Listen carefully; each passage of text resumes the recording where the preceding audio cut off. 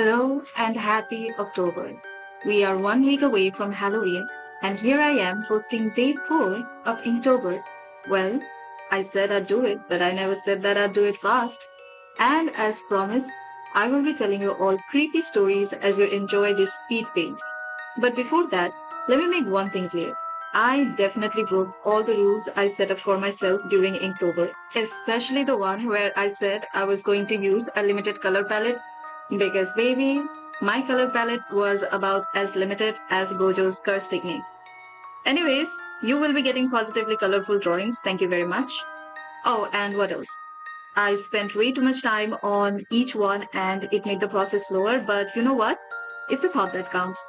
And with that, enjoy day 2, 3, and 4 with an extra piece because I wasn't happy with the drawing for the fourth one, and so I made another one.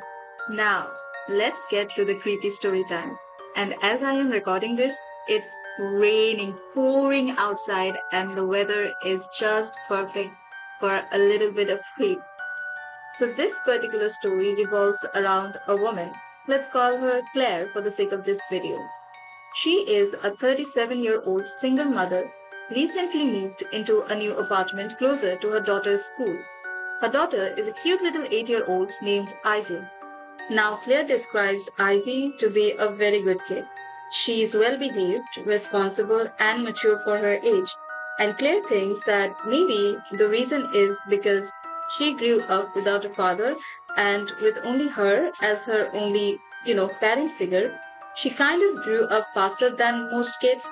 So, mostly she's just much more independent in compared to the other kids of her age, and it's kind of a good thing because Claire has to juggle her home and career simultaneously. So, having a problem child would have been too much for her to handle. The fact that she can actually rely on Ivy is a blessing, and she thanks God every day for that. So they moved into a new apartment, a bigger one, in a more secured neighborhood, actually shortly after Claire had secured a promotion at work. Since now she has a bigger paycheck coming every month, why not upgrade to a better place? And the fact that it was so close to Ivy's school made it all that much better. It was way bigger than their last apartment. Their apartment was on the 17th floor and it had large floor to ceiling glass windows allowing ample amount of natural light into the apartment and enough fresh air. It gave off a very nice and cozy vibe altogether. However, something strange occurred after about a month of their move. It was a Sunday, and Claire was making breakfast in the kitchen. It was an open floor plan, like most modern apartments, so Ivy was not too far away watching TV and drawing in a sketchbook. In short, nothing out of the ordinary. Then, Claire hears a song being hummed. She frowns and glances back at Ivy, who is sitting absently humming a song. No words, just the tune. But what was weird was that she kind of remembered bits and pieces of a dream she had last night, and in that dream there was someone who was humming the same tune. Even though it's rare for her to remember her dreams, she was actually amazed to realize that for some unexplainable reason, she remembers this one tune from that dream so clearly. So, she asks Ivy, "Honey, what is that song you're singing?" Ivy just looks up, unbothered, and shrugged. "I really like it. Where did you hear that?" Claire asked again. Ivy seemed like she was thinking hard, kind of like trying to recall where she'd heard it, but then just said that she doesn't remember. And that was the end of the conversation. But throughout the next week, Claire often found Ivy humming that tune, and it is such a catchy tune too. It gets stuck in her head as well, and before she realizes it, she is also humming it when she's driving or maybe cooking or waiting for something. About a couple weeks pass by and Claire wakes up one night. No, actually, she jolts awake. She finds herself sweating profusely and her breathing is shallow and labored. Perhaps she was having a nightmare, she thinks, and blinks into the darkness of her room, only to see a shadow flicking past from the corner of her eyes and disappearing out of the door which was closed. She is so frightened at this point and she thinks that maybe someone is actually in here. So she just rushes out with whatever she could grab in her panicked state of mind as a weapon, which was a wireless reading lamp, and goes out.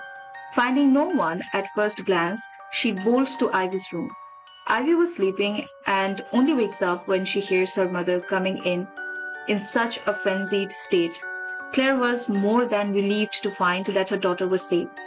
Now she proceeds to gather some courage and goes to inspect the front door and the windows. Well, everything is locked and secured. Nothing is out of place and there is no one except the two of them. Ivy is also frightened by Claire's behavior, and when she notices it, she apologizes and tells her that she just had a very bad nightmare and got scared. And she herself sort of believes it too, because what else could that be? Well, that was apparently only the beginning of her creepy experiences, because shortly afterwards, she would find herself waking up in a cold sweat and palpitating heart, not remembering a single thing about the supposed nightmare that she was having, and every time she would see the shadow pass by in lightning speed from her bedside and out of the door. Even though she checked and rechecked the doors and windows every time, nothing would be out of place. She was completely losing it at this point because she was so scared that she couldn't even sleep properly. She deliberately forced herself to stay awake just so she could avoid seeing the shadow in her room. And here she says that she could never identify the shape of the shadow clearly despite seeing it so frequently. It was tall enough to be a person, but that's about it.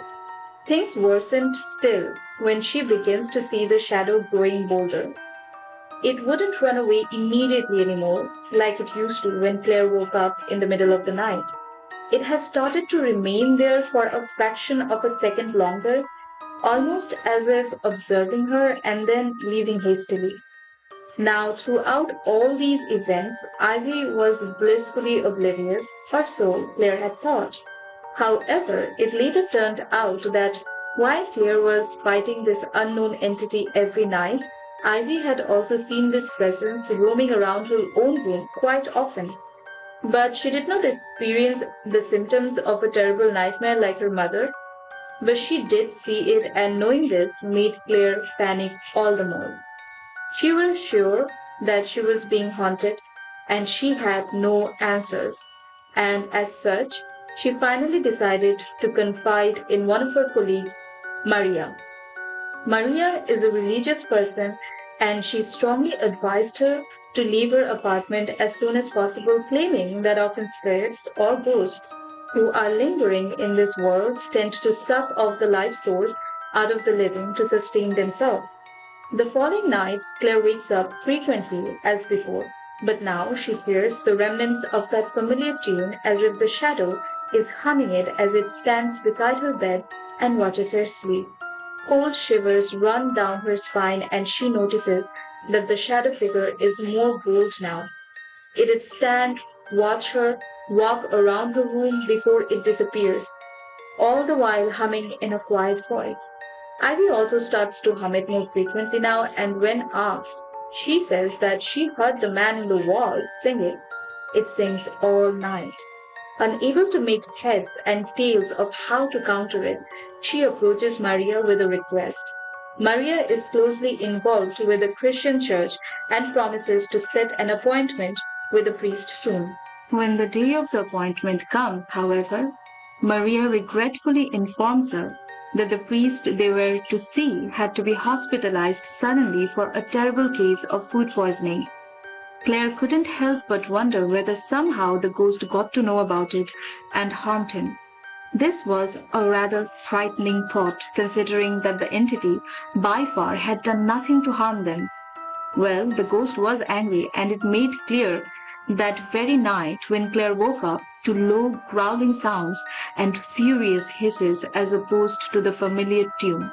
Morning came with a high fever, and she was unable to move from her bed.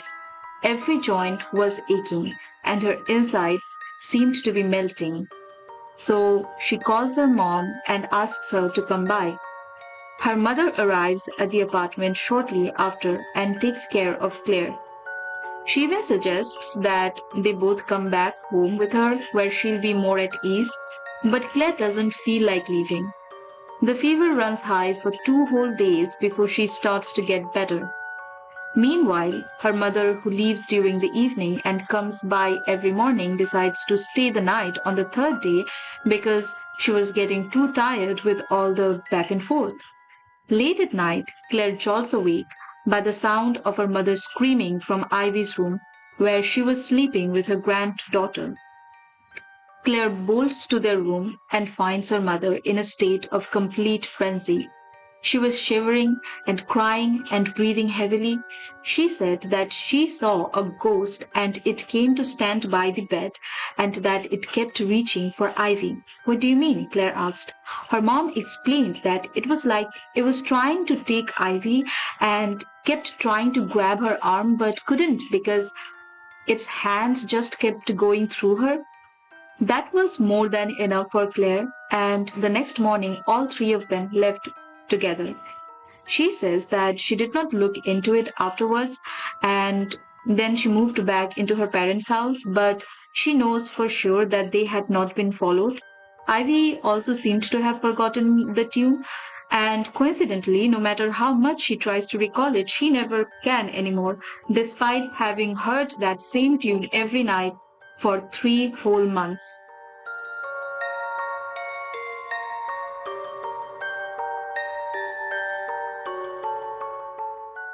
This next story is also an unexplained one, which begins when a 27 years old Avi moves to Shimla for work. Abhi says that all his life he suffered from anxiety and mild panic disorder. He also says that too much noise from vehicles and speakers tends to trigger his panic attack. So, moving to a quiet corner of Shimla, he thought that he'd feel better now. The cottage he rented was small and cozy, but the problem was that it was too damp and not much sunlight came through because it was surrounded by tall trees, which was apparently part of the garden right behind the cottage. It wasn't the sole cottage either, as there was a cluster of 5 small cottages on the same plot and 4 of them were already occupied. It was a good arrangement despite the cottage's not so pleasing state as a caretaker and cook was available and it wasn't too costly either. So he didn't have to bother with either cooking or cleaning, which was a blessing for him. However, Abhi claims that the cottage was very eerie and from the very first night he felt like someone was watching him as long as he was there. He used to get so anxious about it that he'd end up closing all the windows, making the airflow inside even less. That only made him get headaches and insomnia, and his mental health was not good either. He even had panic attacks on multiple occasions when he would just imagine someone peeking through the closet or from behind the door. Sometimes he'd feel too scared to go to the bathroom at night because he felt like there was someone waiting for him right under the bed. He could only endure it for a month and he moved out immediately. He consulted doctors and they told him that sometimes closed off environments without proper ventilation can cause anxiety and panic to flare, which was what he was experiencing. But Abhi, still to this day, could not understand how his bed was always warm, even when he wasn't sleeping, if he was all alone.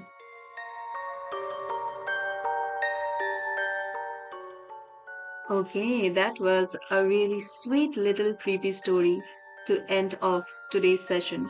Well, I can tell another story, but I hardly think that I have enough time to finish the third one. So, even though I have collected a lot of them, I'm just gonna save them for a later video. And by the way, if you're wondering, these stories are not from Reddit.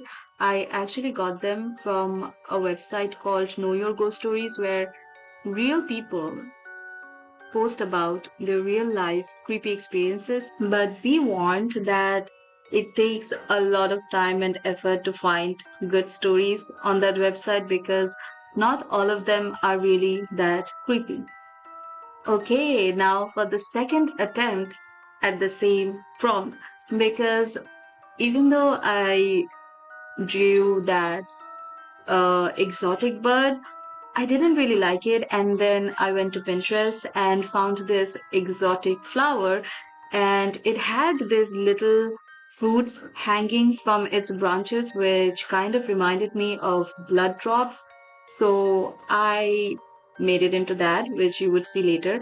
And I don't know why, but this is a rather simple drawing which I made, and I feel like it looks better than the other one, the first one. So, yeah, that's about it.